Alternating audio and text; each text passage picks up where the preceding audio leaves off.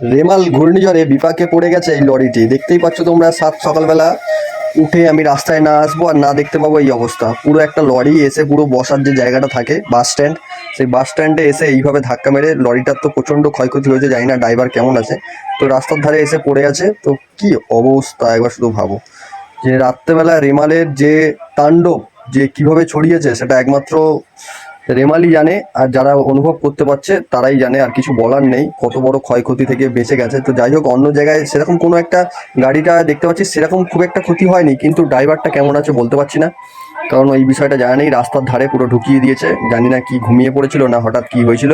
তো যাওয়ার পথেই দেখলাম যে এরকম একটা ব্যাপার, তো কি আর বলবো, কিছু বলার নেই। তো প্রচুর ঝড় জল হয়েছে। তোমাদের ওখানে কোথায় কোথায় কি ক্ষতিগ্রস্ত হয়েছে একটু কমেন্ট করে জানিও। আর ইউটিউবে এবার থেকে নিত্য নতুন ভিডিও আসবে, তোমরা এবার থেকে দেখতে থাকবে ভিডিও। ওটা কলকাতার যা সব ঘটবে সেসবই তোমাদের সামনে দেখাবো। তো রেমালটা এমনভাবেই হলো, মানে সেটা বলার না। প্রতি বছরই একটা না একটা ঝড় মোটামুটি আসছে, 2-1 বছর ছাড়া ছাড়া। তো প্রত্যেক বছরই যা আসছে ঝড়, সেটা বলে কই লাভ নেই। গাড়ির নাম্বারটাও ঠিকঠাকভাবে দেখালাম তোমাদেরকে।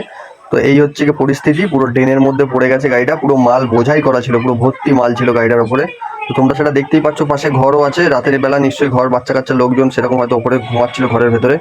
তো সেরকম একটা ক্ষয়ক্ষতি হয়নি। তো রাস্তায় যাওয়ার সময় এরকমই দেখেছিলাম, তাই তোমাদের সাথে একটু শেয়ার করলাম। পুরো অবস্থাটা শুধু একবার দেখো।